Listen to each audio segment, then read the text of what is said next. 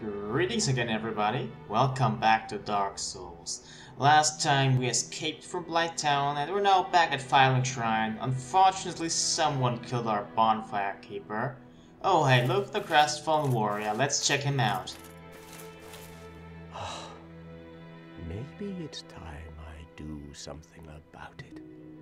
Yeah, well, maybe it's time I do something about you. You have some nerve. I may be crestfallen, but I'm not defenseless, you rascal.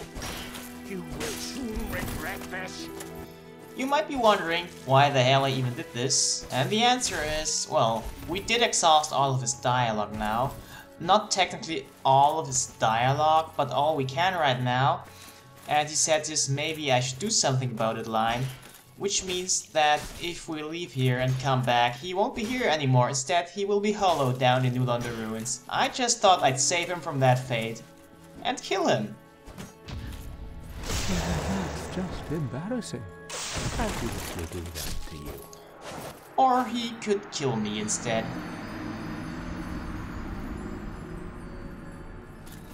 Yeah, he does parry a lot. Luckily, at this point, most builds should be able to survive at least one parry if they're at full health. So yeah, since this is the last time we'll be seeing him, I should probably tell you a little bit about him. But there really isn't anything to say we don't already know. There's no hidden flavor texts or anything that reveal more information about him. What we see is what we get, so now we're gonna kill him because there's nothing he can tell us anymore. Not too shabby. Not too shabby. I think you've done me a favor. That was the idea, yes. But you just had to resist, didn't you? So on the corpse of the Firekeeper, we found a clue that told us to go to Anor, and Anor lies behind Sun's Fortress. So obviously, let's go to Sun's Fortress. Of course, there's also Fran's dialogue, but that didn't happen in our timeline. Because, well, I shot him with a crossbow. Right here, if you notice, is a little pressure plate on the ground. Sun's Fortress is also sometimes called Sun's House of Traps. And you can use those traps against the enemies if you wish. So it's best to fight with your brain and not your brawn. Well, also your brawn. But let's see how the Drake Sword does. This is about the point where it becomes useless. And, well, 42 damage. That's not really that good. If it weren't for the damage we inflicted to those serpent men due to the trap, it would have taken us a while to kill him. Now that one, though, didn't get hit by the trap, so you can see it's not a very efficient way to fight them, so let's switch weapons. The pressure plate here hasn't reset yet, so let's approach the situation a little differently by turning invisible using the hidden body spell we bought from Dusk. The weapon of choice here is a battle axe. And here you can see why the hidden body spell is so awesome. That guy here didn't even notice us even though we just killed his body right in front of his eyes. He can still hear us and will turn around if he hears us, but he can't really see us. He will attack though, if you wait for too long, if you give him a chance. Weapon of choice, as I said, is a battle axe, but I upgraded it up the raw upgrade path, which means it has less stat scaling, but more base damage. And given our build, that's a pretty good choice. I like Sun's Fortress. It's different from the areas we've been through so far. Switches up gameplay once more. You can use the environment against your enemies quite a lot. So here, for instance, well, I used an arrow to pull out an enemy, and he ran towards us through all the pendulum blades, and got knocked down by one of them. Success! Down there are a bunch of Titanite demons, I think 5 in total, but also a little hidden path. So let's go right down there and actually use it. Maybe we'll find an amazing secret. I'm not going to fight the Titanite demons down here yet. Maybe I'll do it off screen even, because it's not very fun to watch. You already saw how a Titanite demon is supposed to be fought, and these ones, they're fought no differently. The only difference actually is that you will need to equip the rusty iron ring for maneuverability because, well, the liquid down there slows you down as well. We could now drop down here to the left and get back to where we fought that one serpent guy which we lured to his death with an arrow. But here a suspicious looking wall. Yes, of course, it's an illusory wall. This one was fairly obvious, but others, and others we found already, of course, are more well hidden. In fact, you would probably need another player message to find them normally. If you paid attention to the cutscene we saw after ringing the Bell of Awakening in Blighttown, you will remember this guy. Yes, he's the one who pulled the chain to open the gate to Sen's Fortress. Now, he's not so much of a gentle giant, actually, because he attacks us, as you can see, and you don't want to be hit by his attacks because they hurt a lot. And you definitely want him to do this. Whenever he stomps around, he will also, shortly after, flail around wildly with his arms. You don't want to get in the way of that. But after that, he will be exhausted and you can kill him easily. A Titanite chunk for reward is also pretty good.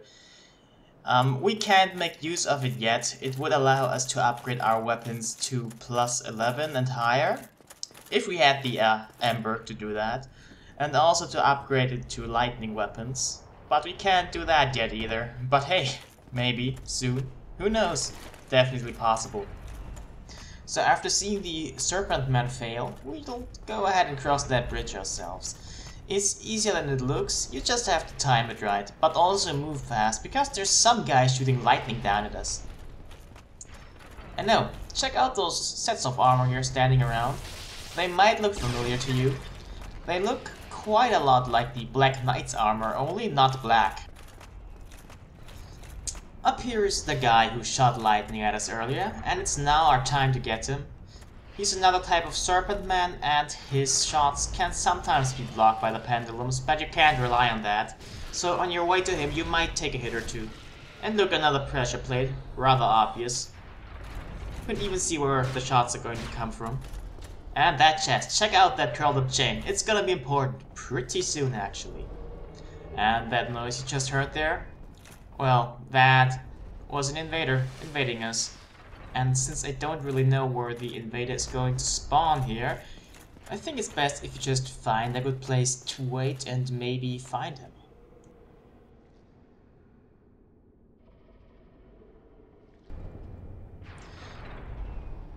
Ah yes, there he is. The damage he took from the pendulums gave his position away. This is a PvP hotspot, by the way. And as you can see here, I don't really attempt to play nice. So I probably deserve every bit of pain he can deliver to me.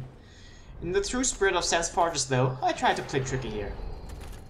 And being invisible doesn't actually have that much in PvP. Enemies can still lock onto you. And they can actually see you. Just as well as you can see yourself. So you're not really that well hidden. And he's trying to induce bleed with his weapon and he succeeded.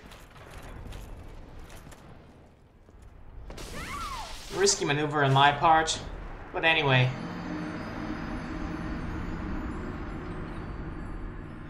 Oh, so yeah, we're now back here by that little bridge with that guard just chilling there, hanging out near the wall. And that boulder would have usually hit a serpent guard here, but it didn't for some reason. Probably because I was here before. And then got invaded. But anyway, yes. The best way to do this, to state the obvious, is to wait for the boulder to roll past and then run. We could have gone through that fog gate right away, but if you go up here, there are rewards to be looted. Please do take note of the chain to the right of the chest. It's going to be important very soon. Let's actually equip the ring we found in the chest right away. The Ring of Steel Protection. It grants us a little more physical defense, and that's quite nice. But yes, drop down here to the left right away to get another item. Is the Shottel, a nice little curved sword that allows you to ignore the enemy's guard. And our buddy here, Sigmaya. Oh ho! Ah, Where did you come from? Splendid news, I tell you.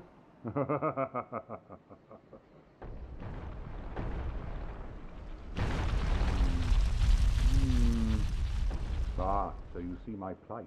Yes, indeed. I've run up against a wall, or a ball, to be precise. I'm afraid I'm a bit too tough to be outrunning those things. So here I sit in quite a pickle, but who knows? Perhaps we'll have another development.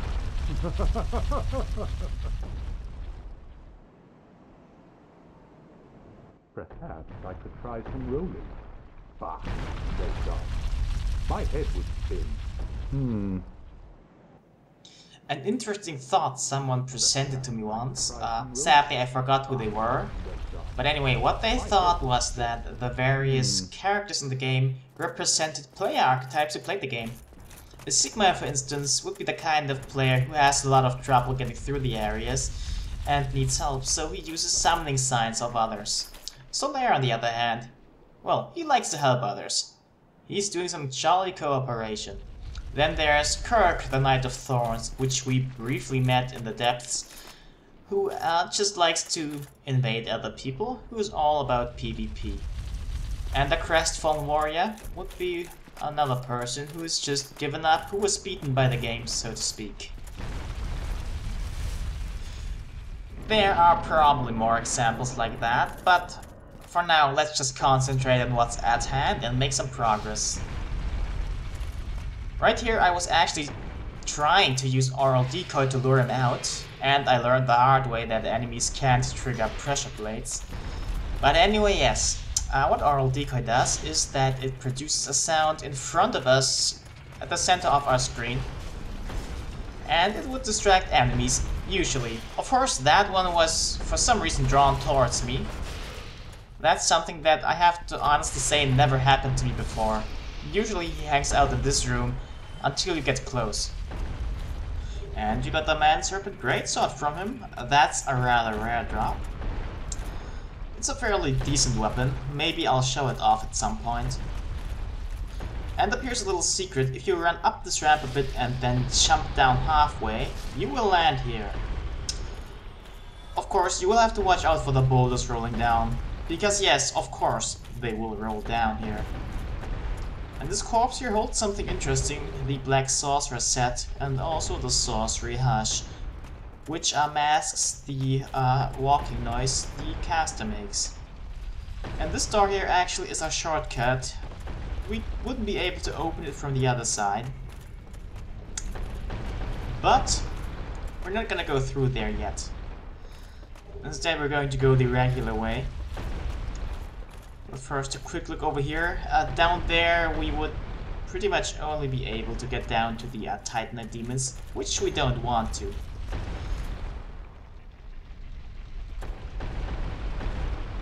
So yes, sometimes waiting for the boulders can be a little bit boring. But it's necessary, otherwise you will probably be crushed by them. Down there to the left is the passage we have to go through to progress. But first, let's check out that hole here. We can climb down a ladder, but we don't seem to be able to do anything here.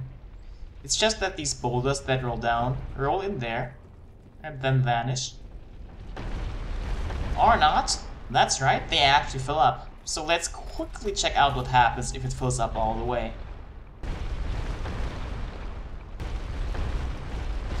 That's right, of course the wall breaks and we can collect the covetous gold serpent ring, which if we equip it increases our item discovery rate, which is really nice, especially for farming Titanite and other things. Of course you can also just equip it if you want to find more stuff, and hey, this chest is special, check out that chain, it's not curled up, so let's open it.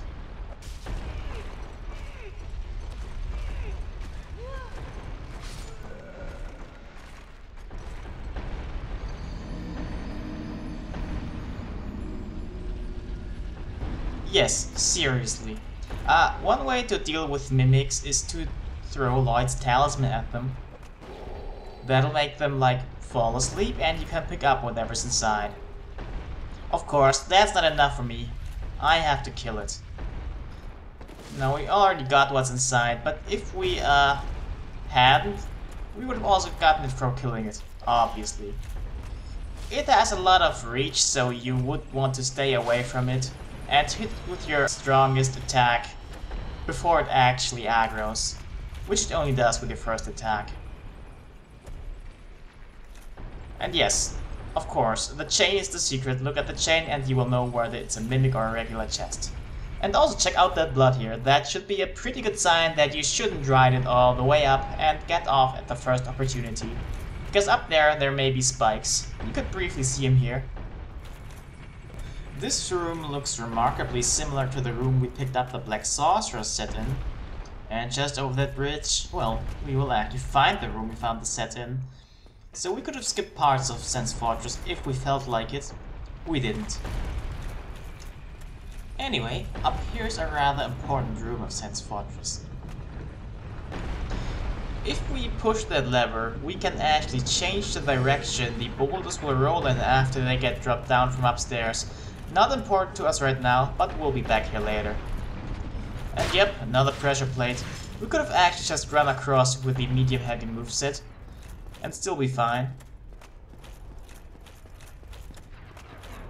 And here with those pendulums, running through actually is the best strategy. Once again, of course, you have to get the timing right.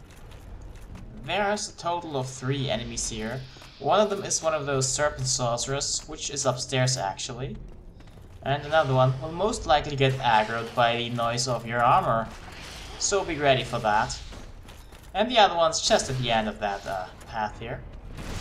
Now, well, let's talk a little bit about the lore of Sen's Fortress. It's called Sen's Fortress. And it connects to Anor Londo. It's apparently some kind of a trial for people who actually want to get to Anor Londo. And you have to ring the bells of awakening to get into it. And that's about all I really know. Now, who's Sen? Sen is... I don't know if Sen's even a person. He probably is. But he's never mentioned in the game aside from the name of, well, Sen's Fortress. So yeah, that's all I got when it comes to lore about Sen's Fortress. Sorry guys. As for gameplay, well, I actually like how Sen's Fortress gives you the option to use its traps, or some of its many traps at least, to your advantage. And here is one last fuck you move before you leave the first part of Sen's Fortress. That guy here, if you don't pay attention, he can and most likely will knock you off using lightning. And if he doesn't knock you off, you will panic and just dodge off, or something like that. But yes, you could take him out rather easily with arrows. I decided to show off poison arrows here as well. If you shoot an enemy enough with it, it will get poisoned, and even serpents are not immune to that. Now let's just get across here real quick. Good thing that never happened. But yes, poison arrows, or poison in general, will actually work on some bosses as well. So, poison actually might be useful. Same's true for toxic. But I never actually used poison against bosses myself, because I never really used poison much at all. I should probably change that at some point. And now we're in the second part of Sen's Fortress here. The best way to do this is to just run. You see those scorch marks? Yes, they are there for a reason. And you see that drop here? Yes, drop down here. It's a bonfire. Hear that explosion? That's what we ran away from. And yeah, that bonfire is kind of a dick move. It's pretty hidden, but still, you will want to get it. And if you know it's there, well, that's no problem, but first you'll have to find out it's there. So let's go on ahead and run again. But this time I actually go the other way. The way we have to go to make progress. And as long as we run and keep running, we will actually be completely safe from those nice little explosions that would otherwise probably kill us. Maybe not in one hit, but they'd still be pretty annoying. It's actually one of the very few spots in the game where rushing through is the best option. But you will have to find that out first. And we're actually headed towards the source of the explosions to stop them forever until the next playthrough. And here, except for one other instance, we're actually safe from the explosions. That other instance would lie beyond that fog gate, which is a boss fight. Yes, that's right. He would also annoy us during the boss fight. That giant here, which threw down those giant firebombs to make our life more difficult. But let's make his life more difficult and perhaps even end it. This giant here is fought exactly like the other one we fought earlier, but this time we have less room to maneuver. But yes, what we will want to happen is actually this, and don't be hit by it. The fact that I get hit by the stomp there actually saved me from the wild flailing, which is a good thing. So, even with a rather powerful weapon, I can't kill him completely while he's down, but the next hit actually did it. So now, no more explosions, let's explore this place.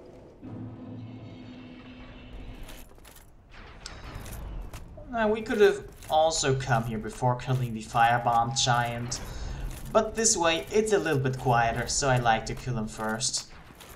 There are boulder knights in this area, which I think is interesting.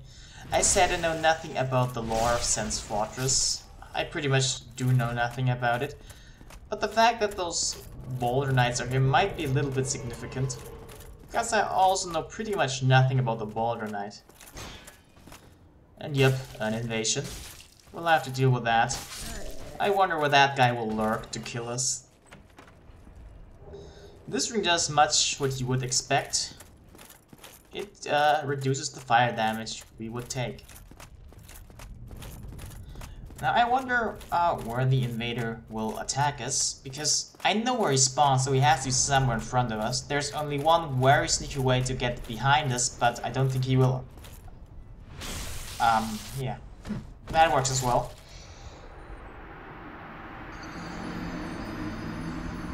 Yeah, you're a winner. This upper part and the lower part of Sen's Fortress are actually separate, but both of them are invasion hotspots, so we're not gonna turn back to human, at least for now.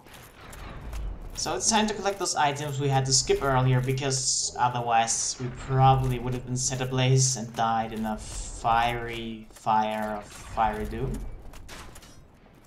And we can actually see the undead church from here. A lot of times in the game, you can see a place in the distance, and they usually have some kind of significance. And you can't even backstab those guys, so why did they even try? They have mostly heavy attacks you can't really block, but I was actually trying to parry that, which you can. I just failed. I suck at parrying. But you already knew that. It's best to goad him to attack and then go in for the hit yourself. But that's obvious, right? It's also possible to circle around him if you wish, but at these tight quarters it's not really that easy. Still possible, as I just demonstrated. He can be farmed for large Titanite shards too, but he's the only enemy in the area that actually drops them, so it's probably not worth it. Especially since you can also buy large Titanite shards from a merchant in this very area here. We might meet him soon. Now that guy up here, he is wearing the Elite Knight's armor set. The same set Oscar of Astora was wearing. The guy who actually helped us escape the cell in the beginning. This guy's not Oscar though. Not again. He is probably called Ricard. At least that's a little hint I take from the name of his weapon, which is called Ricard's Rapier. The nice thing about rapiers is that you can also block and attack at the same time, like with spears. Aside from the rapier, we find two chests up here. One of them contains the Divine Blessing, which heals us completely and all status ailments. The other is a rare Ring of Sacrifice, which works like the Ring of Sacrifice but also prevents us from respawning with Curse. I mentioned that there is a merchant in this area. To get to him, we have to jump across that gap here. And sticking to the left is the best option, because the distance you have to cross is the shortest there. The fall isn't deadly though, at least not at full health.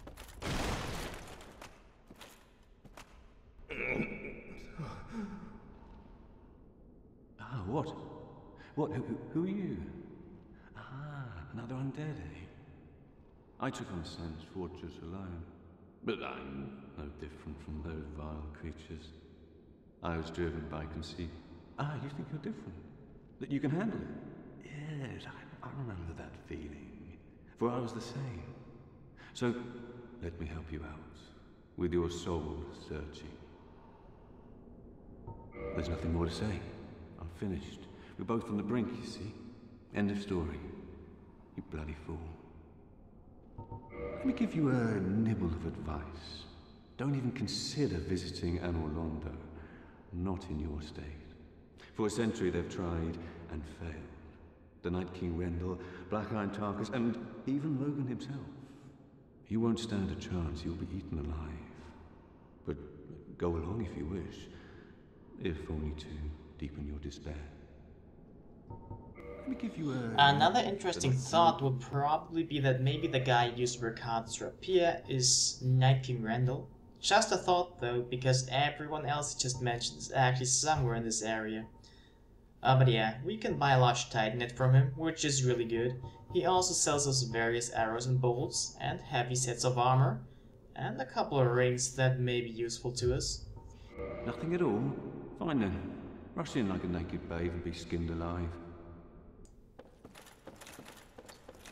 This crestfallen merchant, as he's called here by the way, is not the only reason to come here. Because if we descend those stairs, and it's gonna be a long, well, way down, there's actually something else we might want to check out. It does involve lightning, but that's not really the reason we're going to come here, because there's another item behind him. But those guys can actually drop their weapon, the Flamberg, and, well, they're pretty rare though, so if you want to farm for it, use the Covetous Gold Serpent Ring. And the cage key, well, there are cages in this area, you remember them, right? First though, I will want to show you something different. Why not drop down here? On the way back up I can collect my souls, which I forgot so far. Sniper crossbow is yet another crossbow. It's a little slower than the heavy crossbow as far as I recall, but also it is longer reach, which is why it's called a sniper crossbow. So yeah, the cage key. The cages are to the right here. We're gonna go to the left. There's one Boulder Knight. And let's just deal with him. Shouldn't be too much of a challenge.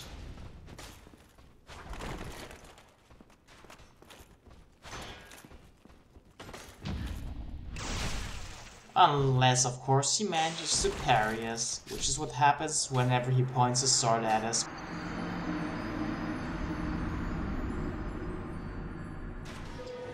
So this time turn invisible and get hit, because we were too close to him when we turned invisible. Not that it's gonna help us much anyway. But this time let's look out for when he points his sword at us, like this, because that'll mean he will parry the next time we attack him. And it is a guaranteed kill, as you saw. Revenge! And all this just to show you that there's nothing here. Except maybe a good spot to snipe this guy. I don't really see a good reason to kill him though. He is the one who throws down those boulders on top of that rotating platform we can also, well, turn around as we please. But if you want to stop the boulders, I guess you can kill him. Here's the cages though. Let's open them to unlock a shortcut. This one goes all the way down to the first room, or rather the second room of Sen's fortress. Normally there would be a serpent guard here, and I would advise to get, well, out and back in as fast as you can to avoid fighting him. For that purpose I also turned invisible, which turned out to be something I don't even have to do. But yeah, now let's turn that thing around a bit. We'll want to turn it so the lever points in the direction of the path that leads nowhere. So it can be, well, it can roll down there. And there we see that damage something. Let's actually turn it and check it out by going down.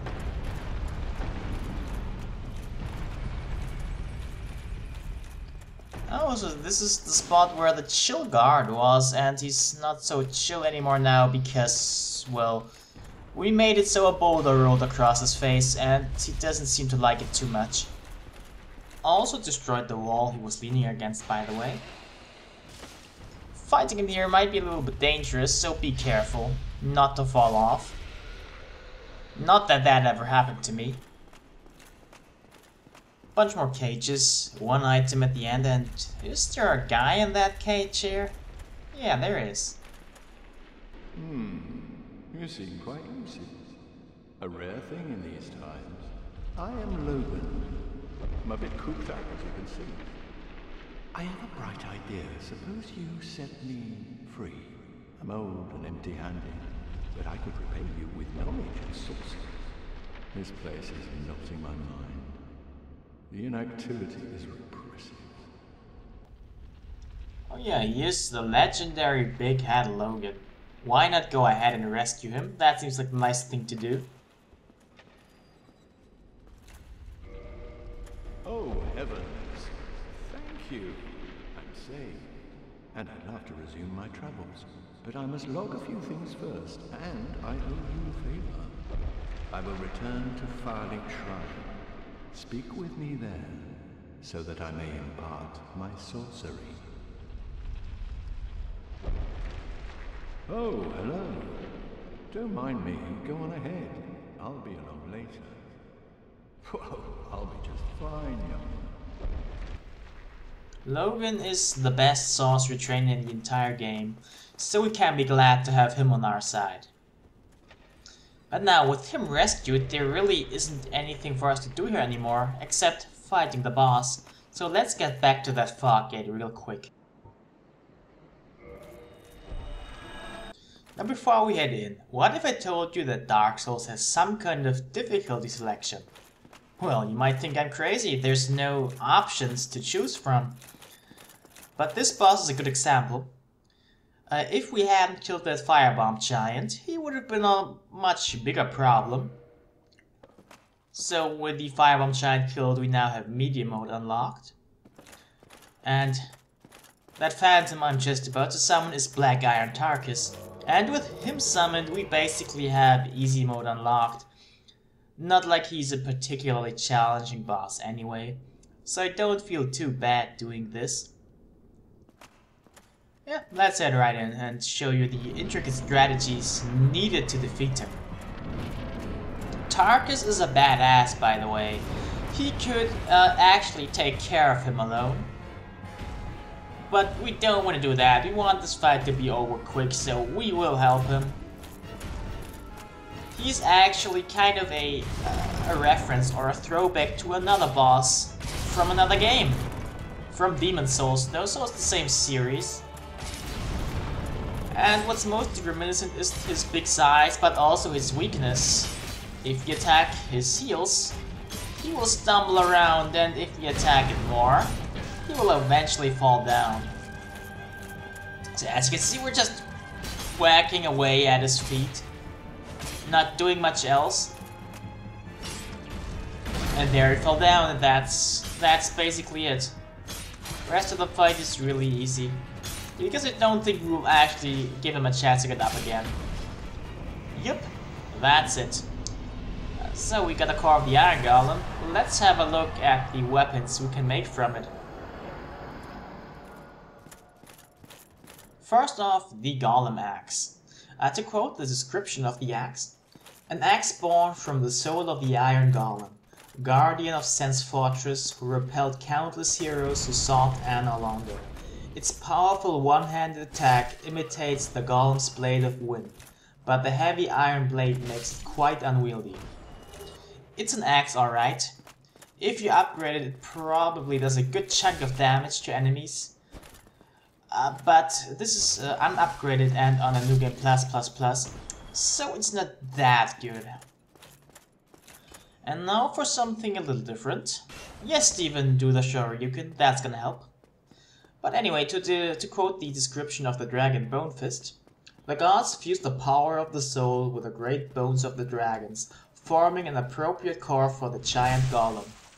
And yeah, the description of the core of the iron golem reads, originally a bone of an everlasting dragon.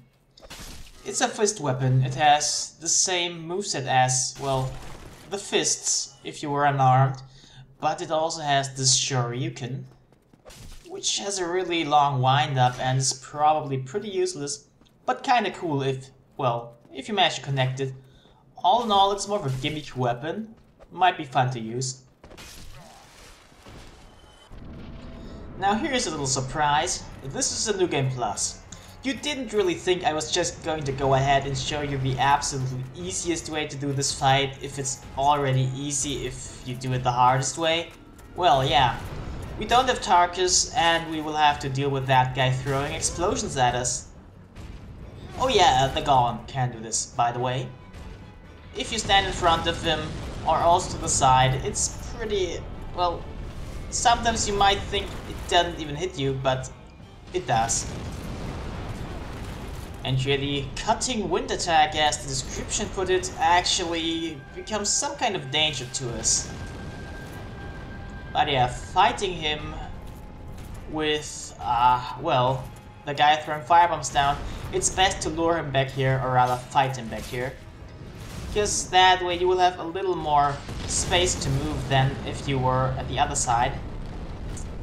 But it's still harder, because you don't have that much space to maneuver anyway. But yeah, the trick is to stay close to him, but get away from him if he tries to reach for you and grab you.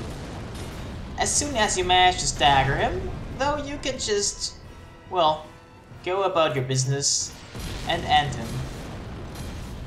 This is a New Game Plus, but the fight isn't really any harder or much harder than it would be on a regular game. Pyromancy works well against him, by the way. I forgot to mention this when they actually fought him. Because I didn't use Pyromancy, of course. So yeah, you see there isn't really much to him. He's a rather easy boss to fight, especially if you know what you're doing. And if you don't, you can find out what to do rather quick. Yeah, see ya next game.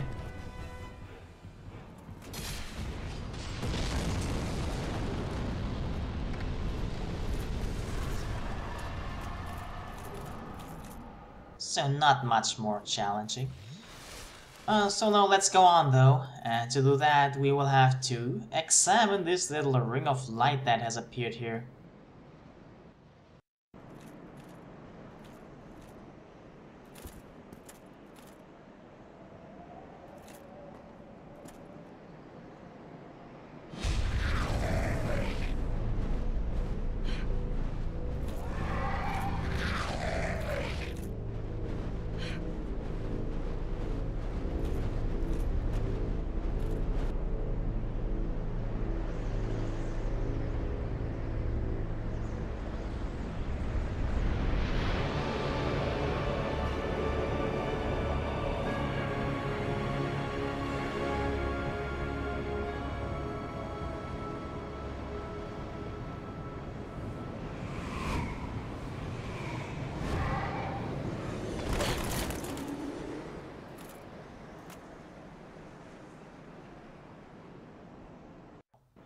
Oh, what an absolutely gorgeous view.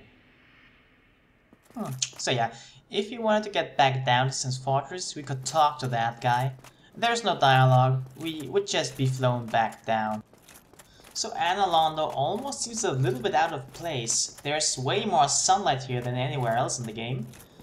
I mean, just now we were down in Sen's Fortress, and it was sunny, but it was much darker actually. And that guy, you might think he's a statue, but he's not. He's an enemy. He just has an incredibly short aggro radius. So make use of that and just walk past him. For now, we're pretty exhausted. We came a long way through Sen's Fortress. I think we deserve a rest. And down there to the left, of course, is a bonfire, as those messages tell us. So now we know. And no, a person. Well, you are a rare visitor. Welcome to the lost city of Anor Londo, chosen undead. If you seek Lord Gwyn's old keep, exit here and head straight yonder. If you are the chosen one, a revelation shall visit thee. What follows thereafter depends upon you.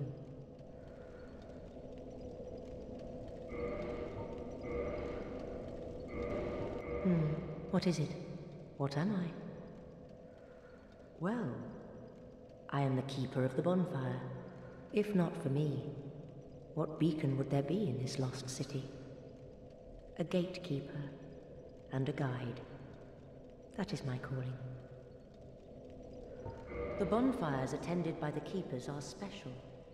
They are linked to one another, and their flames never die. Yet never shall the keepers of these flames meet. If you require rest, now is the time. That is, after all, what the bonfire is for. Well then, let us rest. We did deserve it.